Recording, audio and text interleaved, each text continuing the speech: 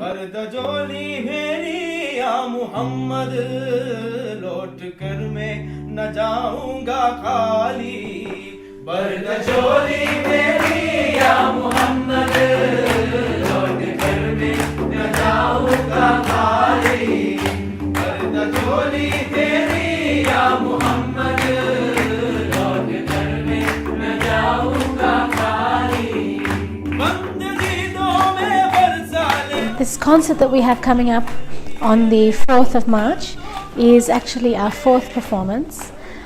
We've had a series of performances up to date, performing different items, always Islamic songs of worship. The next one that we have on the 4th of April is basically a collection of qawwalis, which is mostly in Urdu, and then again they are songs in praise of Allah.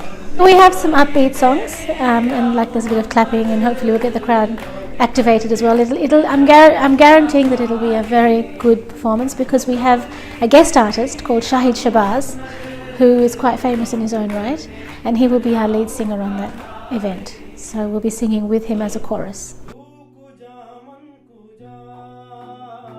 Well, basically the Muslim choral ensemble is the first part of a 3-stage project entitled Project Aswatuna, and as a choir we have been invited to perform at Yale University in June, and that's an invitation event which we're very, very excited about, because for a choir from Sri Lanka to be invited to perform as a guest in Yale is a huge honour. We're very honoured. And after that, in June, we're hoping to take part in an event in London at the London International Music Festival, and that is actually the event that we are trying to seek funding for, because we have to basically pay for our airfares and our accommodation, all of our expenses, and we are a choir of 18 people, including the musicians, so it's a substantial cost for everybody to go there and stay there for about 6 days, which is the duration of the festival, give or take a day or two. So that's what we're raising funds for at this moment. Tickets for this event are available in 3 places for sale. The ticket sale outlets are Surya Village, Yamaha Music Centre, and also Pang Pang, the main outlet, actually the Lorenz Road outlet and the Alfred House Avenue outlet. And also there are members of the choir who can also sell tickets to anybody who's interested. So if anybody knows anybody in the choir, they can get tickets through them as well.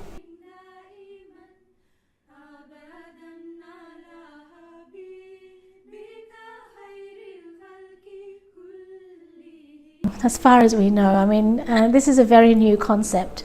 There are other Muslim choirs, but not performing choirs. This is the first choir which actually seeks to perform for an audience and basically inspire them with the message of love and harmony. And yes, we have 4 women at the moment, actually, hoping to increase that number and achieve some sort of a balance, because we're severely outnumbered, but still. Yes, we are the first choir with a Muslim choir with women in it, performing on stage, which is something very new.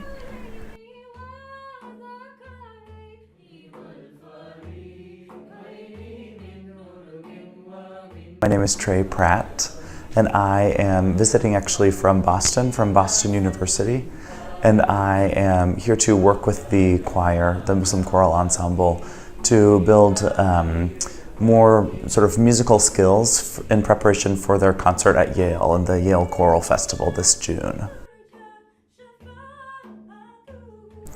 Oh my gosh, it's been a dream, a complete dream. The singers here in this ensemble are so immensely talented, and it's been amazing to work with them to unlock some of their creative potential that they have just waiting to burst inside. So it's also been invigorating to do that with this repertoire, which is inherently prayerful and at times ecstatic, and to figure out how we can work with that in a performative aspect and share it with the world in June.